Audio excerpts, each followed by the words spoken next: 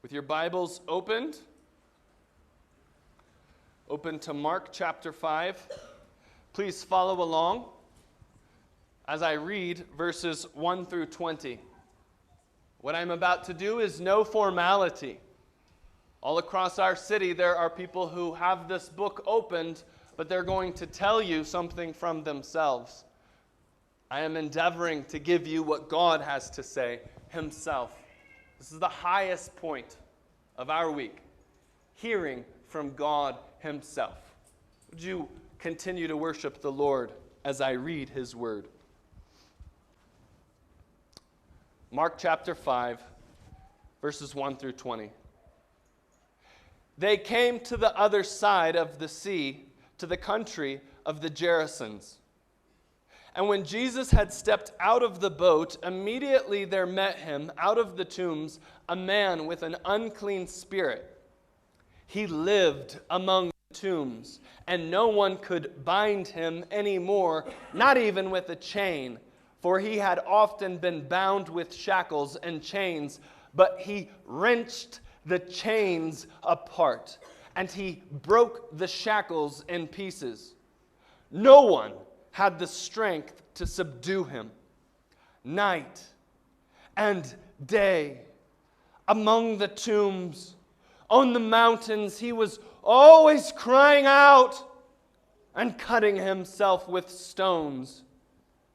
When he saw Jesus from afar, he ran and he fell down before him. And crying out with a loud voice, he said, "What have you to do with me, Jesus, Son of the Most High God? I adjure you, by God, do not torment me." For he was saying to him, "Come out of the man, you unclean spirit." And Jesus asked him, "What is your name?" He replied, "My name is Legion, for we are many." And he begged him earnestly not to send them out of the country. Now a great herd of pigs was feeding there on the hillside. And they begged him, saying, "Send us to the pigs. Let us enter them." So he gave them permission, and the unclean spirits came out and entered the pigs of the herd, numbering about 2,000, rushed down the steep bank into the sea, and drowned in the sea. The herdsmen fled and told it in the city and in the country. And people came to see what it was that had happened. And they came to Jesus and saw the demon-possessed man, the one who had had a legion, sitting there, clothed and in his right mind. And they were afraid. And those who had seen it described to the demon what had happened to the demon-possessed man and to the pigs. And they began to beg Jesus to depart from their region. And as he was getting into the boat, the man who had been possessed with demons begged that he might be with him. And he did not permit him, but said to him, "Go home to your friends and tell them how much the Lord has done for you, and how he's had mercy on you." And he went away and began to proclaim in the Decapolis how much Jesus had done for him, and everyone marveled. I wonder if you've ever felt that your life is one long episode of being at the wrong place at the wrong time. Or I wonder if you have gone through, or if you're currently going through, a prolonged season of feeling that you're at the wrong place at the wrong time. Maybe it's the country that you were born into. Maybe it's somebody in leadership, a politician, politics. Maybe it's a spouse that you feel stuck with. Maybe it's a boss. That if you just had a different boss, a different job, you could get ahead. You could make it ahead. Things would be different for you. If only you could change a couple of your circumstances, get out of your current location, get out of your certain job. If only that person could be removed, then things would get better. You feel like you're at the wrong place at the wrong time. In our text today, the disciples certainly felt like they were arriving at a place at the wrong time. And when Christ leaves, he's going to leave somebody behind who feels that they're being left in the wrong place at the wrong time. Well, as we continue our study of Mark, let us recall where we left things, where Josh left things last time he concluded Mark chapter 4.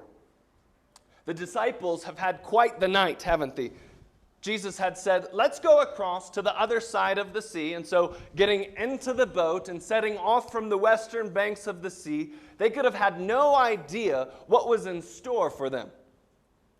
Before long, a chaotic storm would whip their boat around like a flag in a hurricane as waves of the sea filled their boat. What is this? All of our sacrifice? All the time that we've been following this Jesus, it's come to this dark moment? Where is Jesus? He's asleep. He's asleep in the boat. Can you feel their fear as they wake him crying, Jesus, don't you care that we are perishing? Would all their messianic hopes be dashed? Would they all end right here, drowning in the sea? But then Christ, he rebukes the winds with a word. Peace. Be still. Instantaneously, the sea becomes as clear and calm as glass. And filled with fear, they ask, who then is this, that even the wind and the sea obey him? Well, darkness of night has given way to daybreak in our scene. The scene of the chaotic waters of the sea give way to our text. We get a different kind of chaos now. We get Satan's chaos. Their boat has crossed to the other side. Can you see the relieved disciples spilling out of the boat as it glides upon the shore, trembling at the thought of whom they just took the journey of their lives? They proceed to place their feet upon dry ground. And looking around, they recognize they've arrived in Gentile territory across the sea. And suddenly, chaos is breaking out again. No sooner had they stepped out of the boat, and a naked, screaming lunatic comes, most likely with ripped chains hanging about his arms and legs, charging at them, screaming, "Where are we? And what in the world are we doing here? Where are we, and what in the world are we doing here? Why are the 12 disciples standing in Gentile territory with Jesus? Better yet, why did Mark, under the inspiration of the Holy Spirit, write this story in the gospel? What's he thinking? Why did he give us this story? Well, I can tell you this. This text is not here so as to teach us how to interact with demons. This text is not here to teach us how to interact with demons. That is not the purpose of Mark chapter 5, verses 1 through 20. It's not here to inform us, Trinity Fellowship, how to establish our deliverance ministry. Why is this text here? Why are these disciples standing on the shore of a Gentile nation? And why this demon-possessed man? Listen, the purpose for this text, the reason this text was written, was so that we would recognize that our King, King Jesus, is sovereign over all evil. And the sovereignty of Christ over all evil, it's supposed to produce an effect upon your mind, upon your life, and upon how you live, your behavior. We can state that effect like this. Because Jesus is sovereign over evil, I can confidently go wherever he leads. There is nothing in this universe, the universe of God's creation, no angel, no demon, no country, no prime minister, no rocket, no war, no circumstance, no boss, no spouse, no family, no nothing that King Jesus is not sovereign over. The Bible tells us that not even a hair can fall out of our heads apart from his will. Nothing happens that is outside of Jesus' sovereign will. So when we talk about Jesus versus evil, like a boxing match between Mike Tyson and Evander Holyfield, if you know that name. Boxing. You're getting it wrong. Let me just tear down that illustration and put one in its place. What we're really talking about as we talk about Jesus versus evil is Jesus versus Mike Tyson. Got a sword coming out of my mouth. Your ear-biting days are over. You're done. King Jesus is sovereign over all evil. And because King Jesus is sovereign over all evil, we can confidently go wherever he leads me, you, us. Because King Jesus is sovereign over all evil, I can confidently go wherever he leads me. And so can you. Now let's push pause on this chaotic scene. Disciples out of the boat. Crazy naked man running. Pause. Let's take in the surroundings from the perspective of Christ's 12 Jewish disciples. What are they seeing? What are they feeling? We're in Gentile land, the Gentile land of the Gerasenes.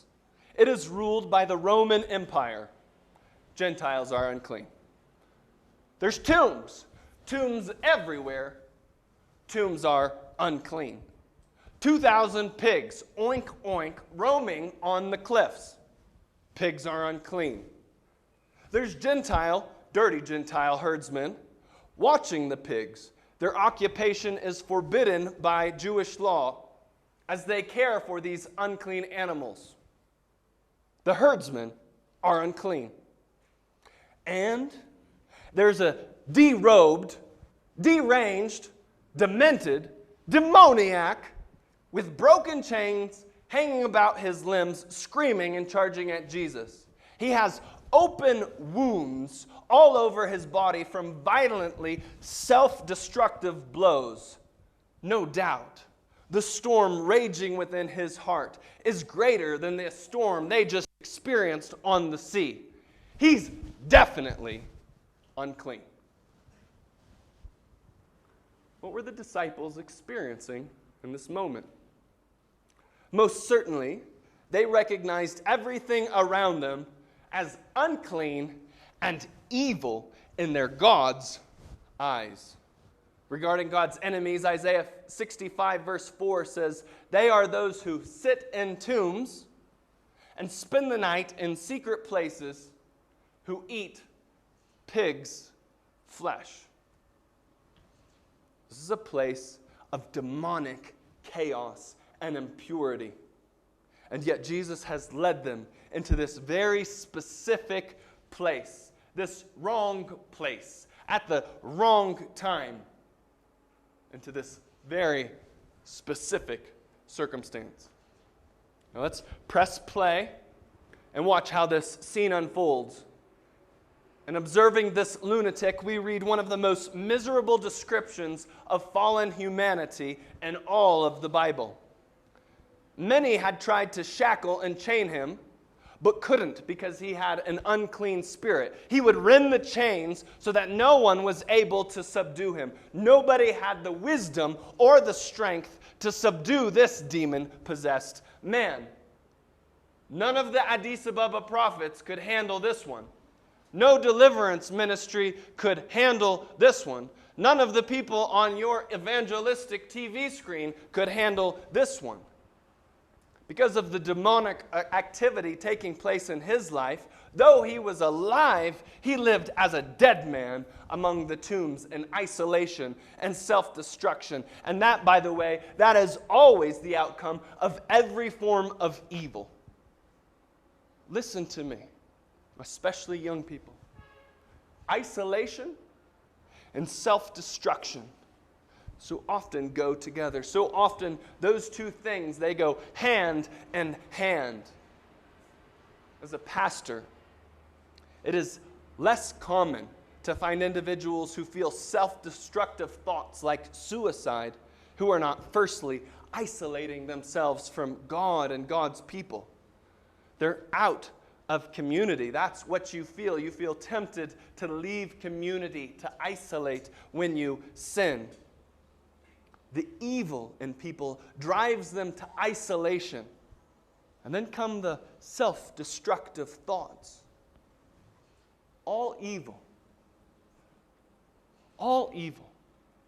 The evil of your sin for which you are responsible. Demonic evil for which you are not responsible. All evil is always self-destructive and never constructive. It never builds up. In verse 6, when this man sees Jesus from afar, he ran and he fell down before him. He's on his knees before Jesus. And this has the appearance of worship, doesn't it? A man on his knees in front of Jesus. But from the words that will now proceed and dribble out of his mouth, I may confidently assert to you that this is not worship. There's no worship here in this scene. Verse 7 continues, and crying out with a loud voice, he said, "What have you to do with me, Jesus, Son of the Most High God? I adjure you, by God, do not torment me." In short, he's saying, what are you doing in my territory? You've left Jewish territory. You've left the chosen land. You've left the promised land. This is Satan land. What are you doing here? What have you to do with me? Does that sound like worship to you? Does that sound friendly? I remember about 10 years ago, I was walking around in Sarbet circle. Before it was a circle. It wasn't a circle yet. Just a big square. I'm walking across the street, and a guy comes up to me, and he starts telling me he needs money, and he's acting like he knows me. He's acting like we're friends. And he says, hey, remember me? I need a little bit of money. And I looked at him and I said, "How can y'all? Do I know you? I'm not giving you anything. I don't know you. What do you have to do with me? Nothing. You're acting like we have something in common. We have nothing in common. What do you have to do with me? Why are you talking to me? Why are you in my personal space? Get out of here." That's what he's saying here. What are you doing in my personal space? On top of that, he says, "I adjure you." The meaning here is I charge you.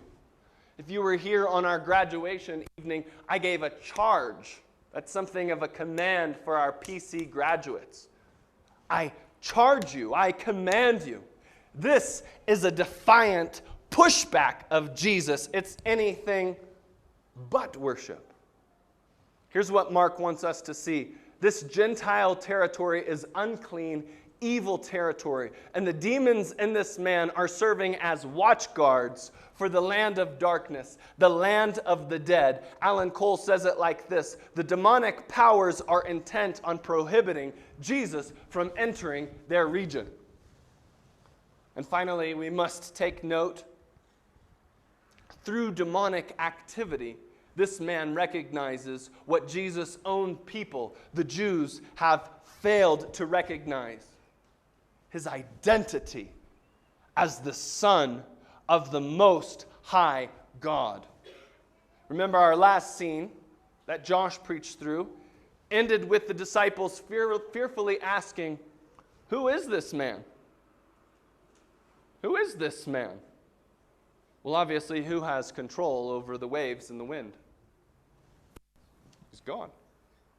But they say, "Who is this man?" Well, the demons know exactly who he is. The demons believe this to be the Son of God. We're beholding James chapter 2 and 19, wherein the demons believe and tremble. And I would be remiss if I didn't address some of you here today who have Jesus on your mouth, but he's so far from your heart. Like this man, like the demons, you recognize Jesus Gaetano. But like these demons, you are trying to prohibit him access into the region which is your heart. There, darkness reigns. Friend, if that's you, follow along and try to spot how things will end for you as you watch how things end for these demons. Indeed, these demons are commanding Jesus, prohibiting him from entering their region. But notice where they are. They may be commanding Jesus, but they're on their knees like a dog on the ground, urinating at the feet of its master. Trembling, terrified. These demons are under the control, under the authority of Jesus, and they cannot do anything that he does not first give them permission to do. Can you see that? I want you to see that. These demons are under the authority of Jesus, and they cannot do anything he does not first give them permission to do. This brings us to the first principle of our text, principle number 1. Christian, Jesus is sovereign over your enemy. Jesus is sovereign over your enemy. This demon-possessed man is on his knees because in verse 8, Jesus had firstly commanded him, saying, "Come out of the man, you unclean spirit." This is nothing like the Pente churches droning on and on, forever repeating, "By Jesusim," to cast our demons out from north, south, east, and west. To be in many a Pente church is to feel like one in a Marvel movie with a prolonged 45-minute battle scene between two galactic powers. Recharge. Stop! Stop! Stop!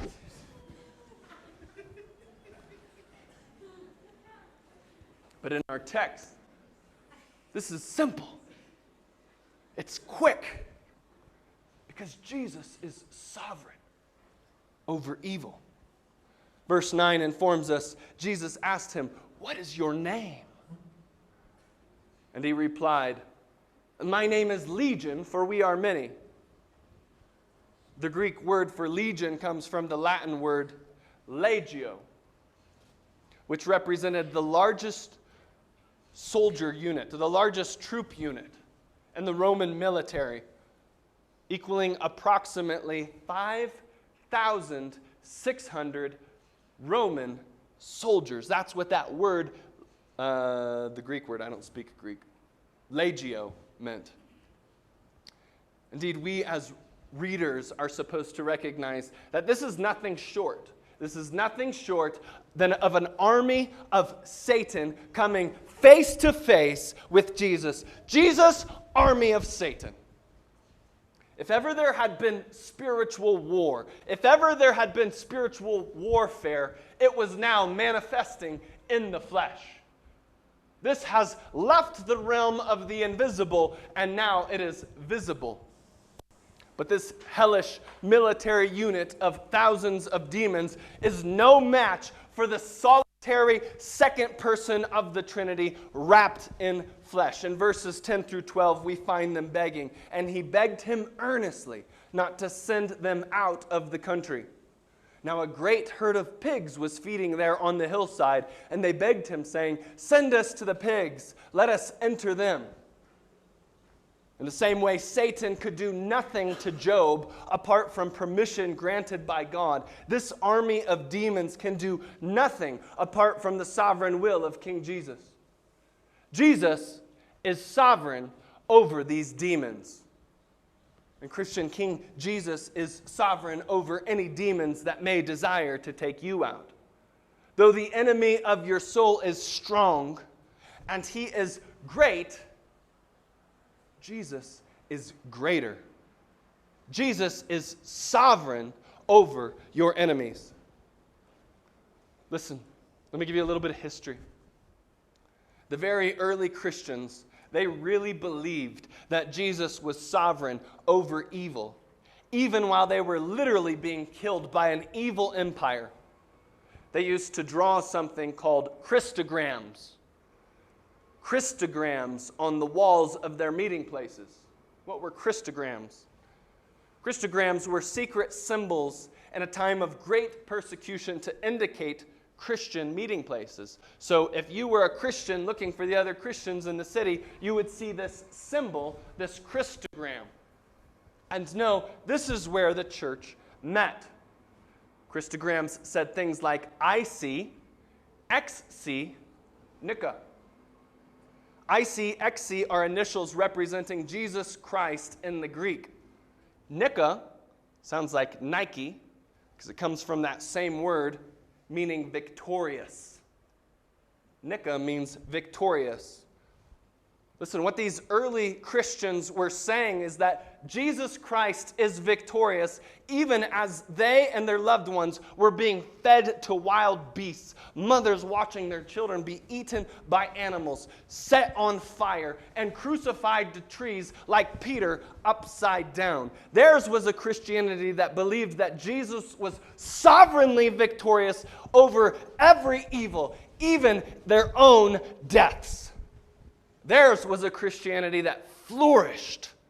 It thrived in suffering, kind of like many of your parents who were Christians during the Derg. They flourished. They thrived. You couldn't shackle their hopes. You couldn't shackle their dreams. Theirs was a Christianity that flourished in suffering. It could go right up into the heart of Rome, a city of pornography, a city of homosexuality, a city of drunkenness, and conquer. So that in less than 300 years, the empire that killed Jesus, that crucified Peter upside down, that executed Paul, that same empire adopted Christianity as its state religion. Theirs was not a Christianity that trembled and retreated from culture. Jesus retreats from no man. Jesus retreats from no demon. Jesus retreats from no enemy. Jesus is a king who conquers culture. How could they go up and conquer Rome? Because they believed Jesus is sovereign over all evil, all demons, all enemies. Parents with children, teenage children, young children, this should give you confidence as you raise your children in troubling and disturbing times. Times with war, times with sexual decadence becoming the norm. A day when good is called evil and evil is called good. This should put confidence in the heart of parents. This should give young people confidence as they face an uncertain future, trying times, unsure about your job and your future career. This should cause us to be more aware of our Savior than we are of the evil forces that are about us. Indeed, we should fear the enemy. But there's one who conquers the enemy, and we should fear him far more. We live in a city with many a Christian who overemphasizes the significance of demons. To enter many of a prayer meeting, one might walk away with the impression that churches are more Satan-centered than Christ-centered. I'm not saying that churches are worshiping Satan. Rather, here's what I mean. Many churches have services that are set up like boxing matches between two heavyweight contenders. In the one corner, we have the reigning current champ, Lucifer, the current heavyweight champion of the world. And in the other corner, the opposite end of the ring, we have Christians, the underdogs, who will win the fight in the end if they have enough faith. To attend many a Pente house of worship is to enter a building in which it feels there is more interaction taking place between they and Satan than there is between the church and God. Trinity Fellowship, what would happen if we were to take Mark chapter 5 seriously? Instead of spending all our time endeavoring to fight with Satan, what would happen if we simply invited Jesus into the boxing ring and we slipped out? This is your fight, Jesus. Jesus is sovereign over Satan. In Mark chapter 5, Jesus is sovereign over our enemies. They can do nothing that he does not firstly permit. Well, verse 13 continues. So he, that's Jesus, gave them permission. And the unclean spirits came out and entered the pigs, and the herd, numbering about 2,000, rushed down the steep bank into the sea and drowned in the sea. There is no competition when Jesus goes toe-to-toe, when Jesus goes face-to-face with Satan. Hell was made for Satan and his fallen angels. And when these demons confront Jesus, the result is mass suicide, resulting in these demons sinking into the abyss of hell before their designated time, the final judgment. Judgment already happened. They're already there. There ain't no legion in this world today. Not that legion. They're already in hell before their time. They're gone. No more to ever be seen. And verse 14 introduces us to the following scene. The herdsmen fled and told it in the city and in the country. And people came to see what it was that had happened. And they came to Jesus and saw the demon-possessed man, the one who had had the legion, sitting there, clothed in his right mind, and they were afraid. Something marvelous had taken place. An effect had come over this man. He is sitting. He is now clothed. He is in his right mind. What happened? He had an encounter with Jesus, and Jesus saved him. This brings us to our second principle from the text. Principle number 2. Christian, Jesus is sovereign over your salvation. Jesus is sovereign over your salvation. We must consider how this scene begins and ends. It begins with Jesus crossing the sea from the land of his own people into a land of foreigners. And it ends with him leaving and going back to his people. And throughout, only one thing happens. One person is saved. That one person had everything working against him. He was unclean. He was poor. Quite literally, I think we can interpret that he was literally naked. He was crazy. He was rejected by society. And he was from a people that was rejected by God. And he had an army of Satan in him fighting for his soul. But Jesus comes. And Jesus also fought for his soul and won. Nothing, not the man's own desires, not his self-destructive habits, not his own sin, not even an army of Satan could stop Jesus from saving him. Somebody say amen, because if you're a Christian, that's your truth too. Amen. Jesus crossed the sea for one soul. The good shepherd left the 99 so as to save one sheep, to rip him out of the claws, out of the jaws of these wolves, 1,000 wolves. Jesus was sovereign over this man's salvation. And Christian, Jesus is sovereign over your salvation too. Your salvation, listen, it's not an accident.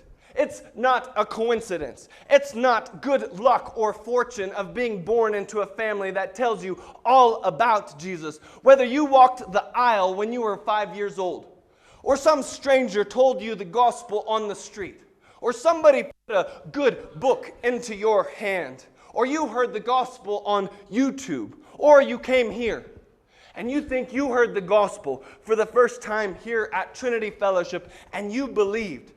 You were not saved because you made a decision to believe in Jesus.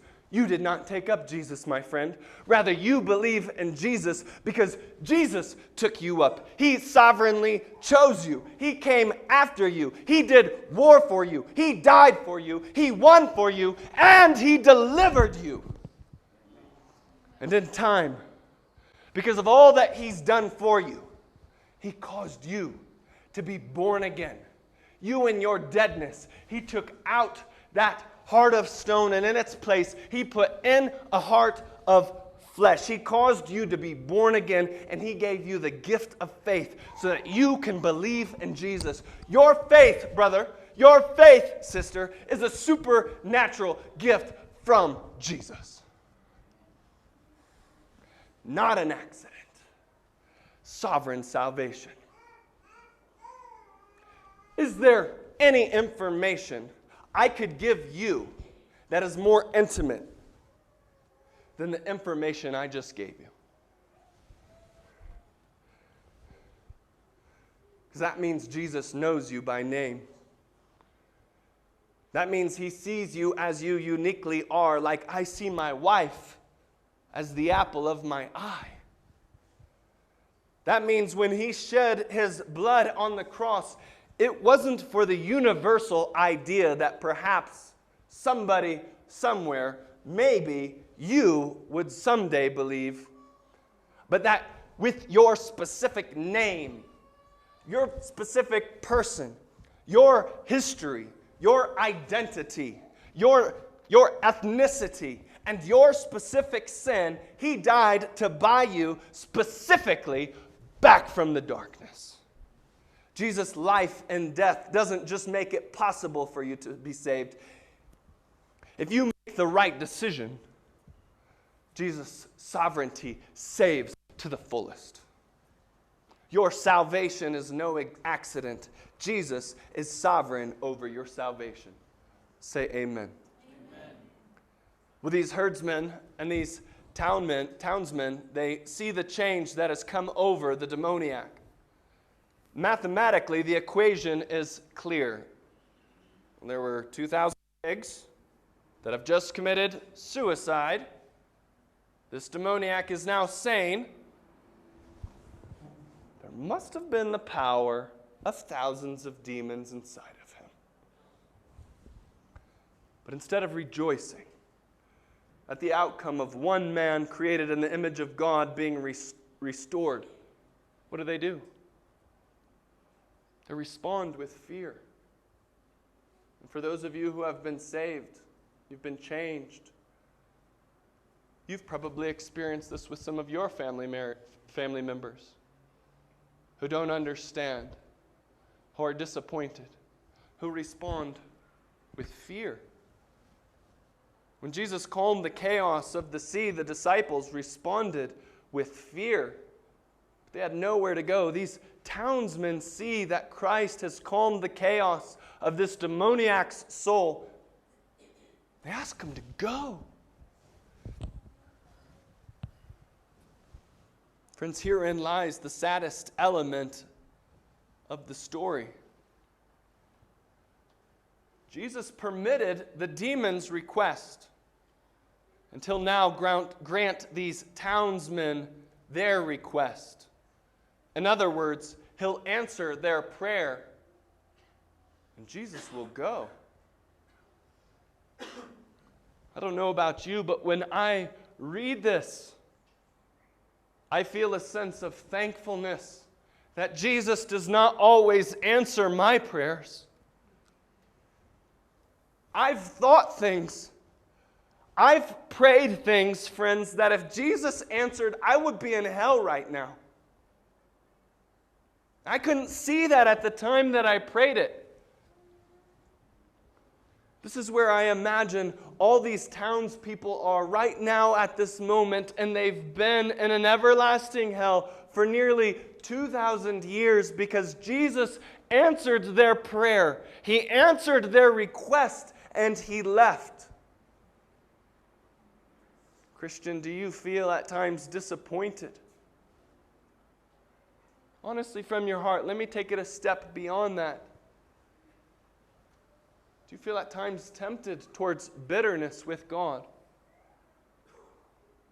Sometimes the worst possible outcome would be for Jesus to grant you the requests of your heart, to give you your heart's desire.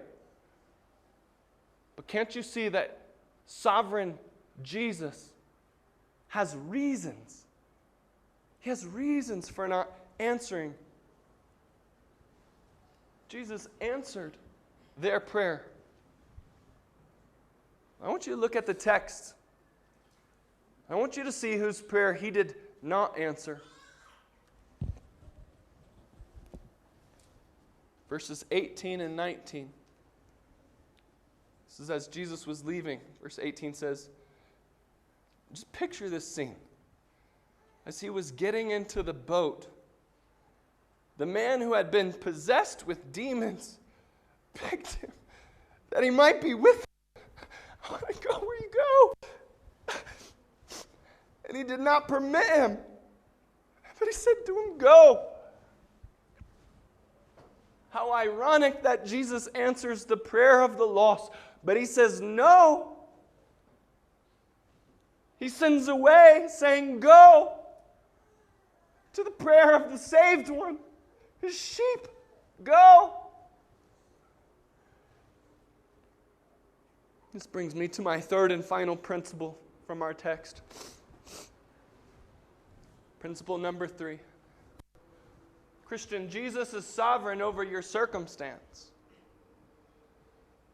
Jesus is sovereign over your circumstance. Can you see this final moment in this final act? There's two groups with Jesus. The townspeople and the delivered demoniac. Jesus says yes to the townspeople. He says no to the delivered demoniac.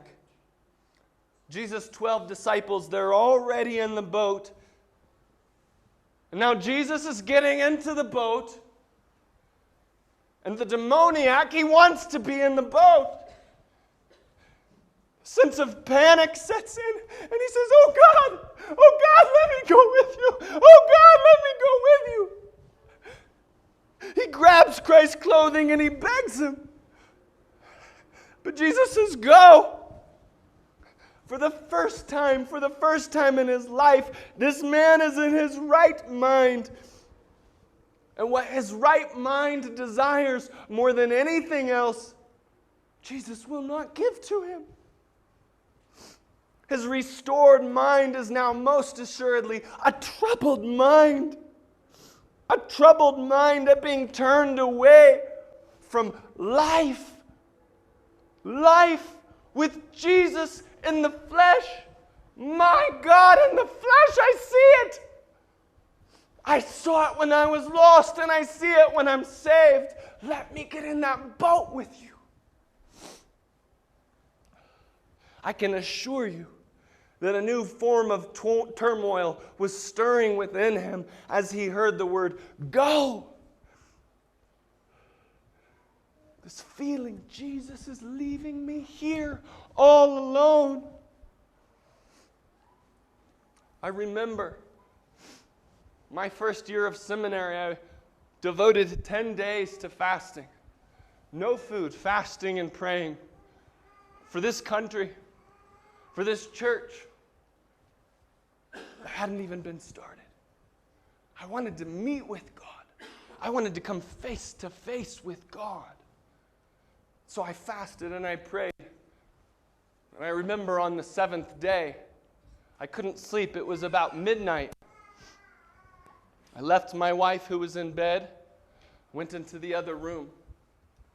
I sat down, and I'm telling you, the Shekinah glory, the presence of God descended into that room, and I knew a joy unspeakable. In His presence is fullness of joy. That's what the text of Scripture says, and I knew it. I was in heaven, though I was still in this fallen world. I knew the depths of Christ's presence with me.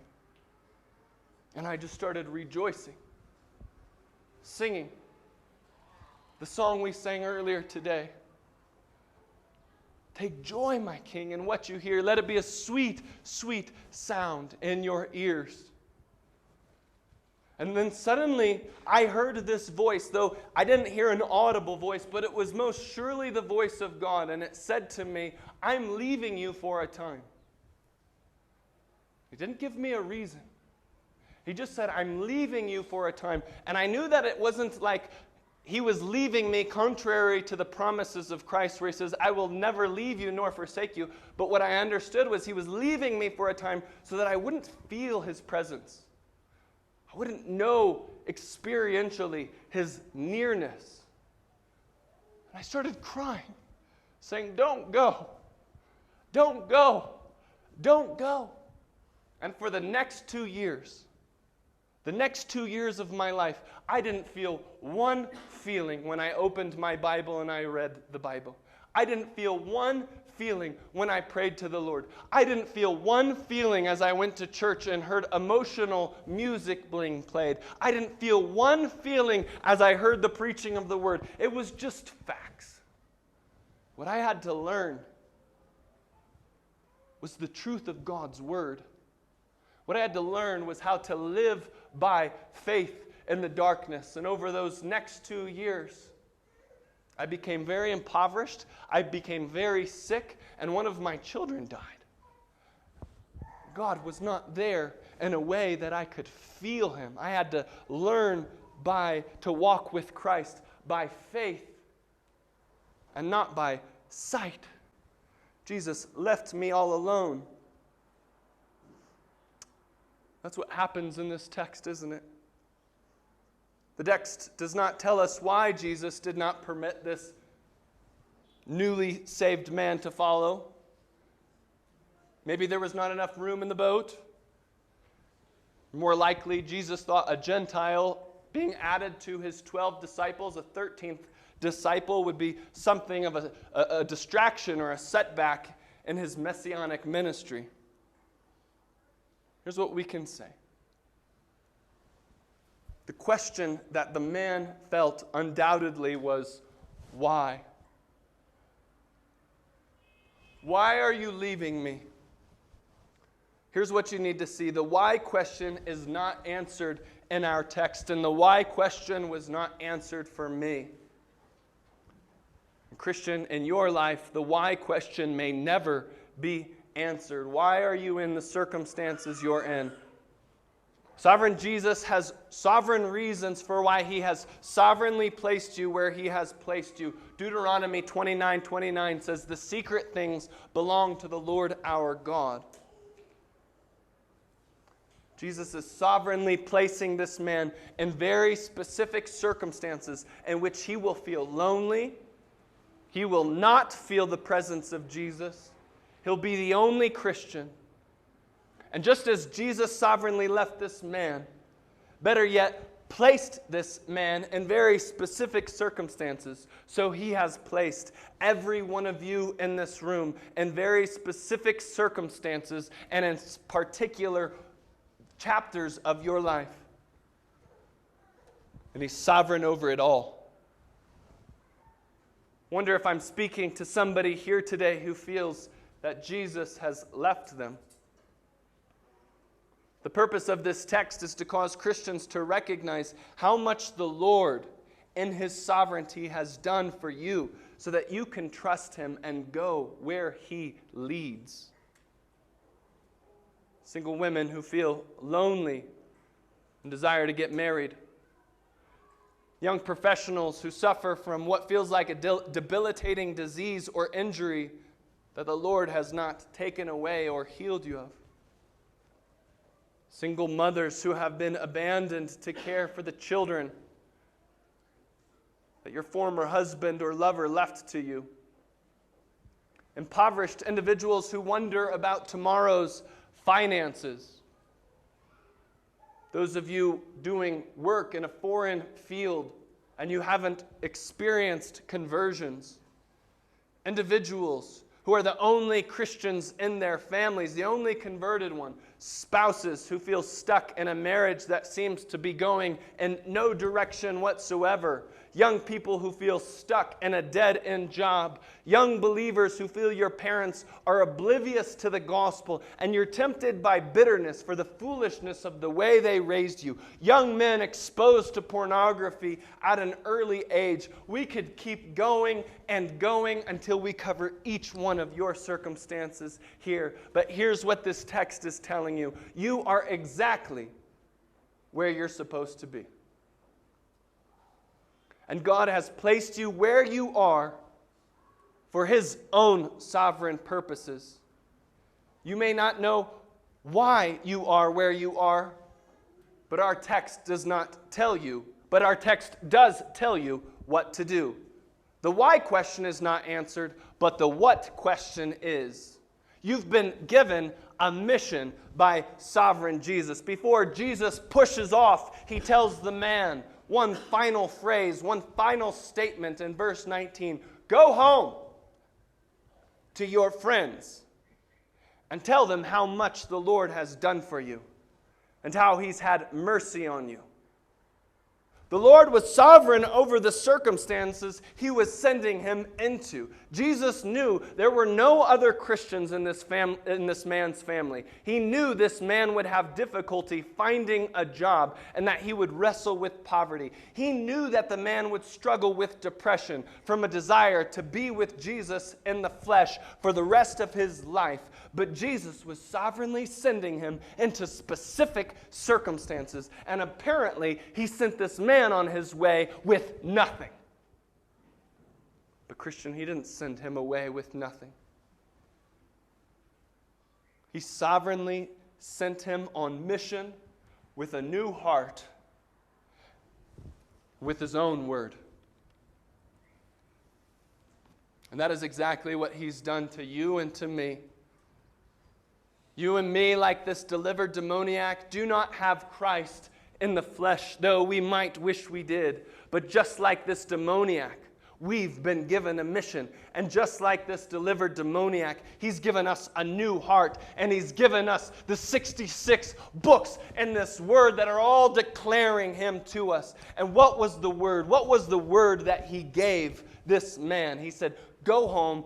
Tell them how much the Lord has done for you. That's my hermeneutic, because that's the gospel. That's how I interpret life. That's how I interpret death. That's how I interpret this book. That's how I interpret everything. This man was not permitted to be one of Jesus' 12 disciples. But do you know the high honor that he was given? He was the very first missionary sent out in the New Testament. And he was a Gentile. Sent long before the 12. Long before the day of Pentecost. Long before Paul, he was sent home with a message of grace and mercy. All that the Lord had done for him. He was sent home with the knowledge of what Jesus had done for him. He was sent out to live by faith and not by sight. Christian, do you know what Jesus in his sovereignty has done for you? Turn around. Look back at what he's done for you. Recognize what Jesus has done with his sovereignty. Just because God is sovereign doesn't mean that he's good. He could have been sovereign and not good. He could be sovereign and not loving. But if that were the case,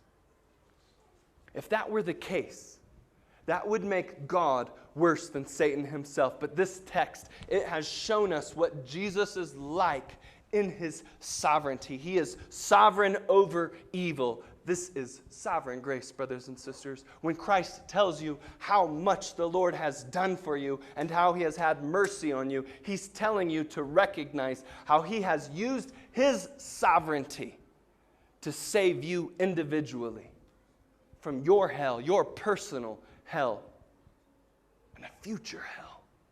He's telling you to remember the gospel, to interpret all of life through the gospel, to interpret your current trials and sufferings through the lens of the gospel. Though all of your experience would cause you to doubt God's goodness and doubt that he's loving, even your own sin, though a legion of demons testifies against you, Christ would cause you by faith to see what he's done for you at the cross. He's sovereign over evil. Do you see what he's done for you? Christian, have you done this? Have you seen what God has done for you lately? And have you gone home on mission and told everyone what the Lord has done for you? I know that your parents didn't live up to the standard you would have desired. I know they're unbelievers, or that they hold bad theology, or that they believe in another religion. I know some of you are spouses living with unbelievers or immature men.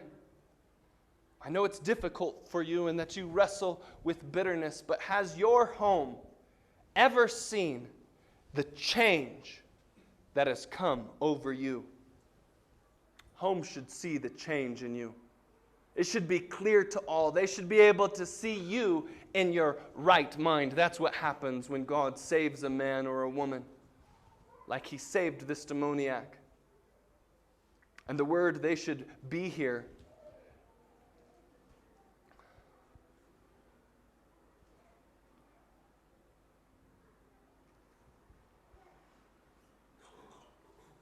let me close.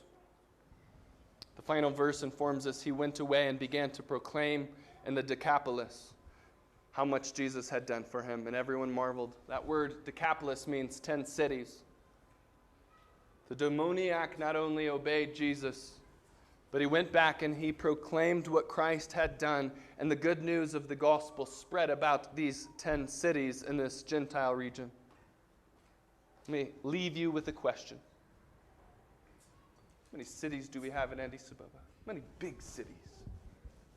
What might happen? What might happen if everyone in this room were to go home and do exactly what Jesus commanded, to tell home? Not to get in a boat and go across the sea to another country. Right here. Tell home everything that the Lord has done for you. Because Jesus is sovereign over all evil, you can confidently do this. You can be right where he's put you. You can go wherever he leads you.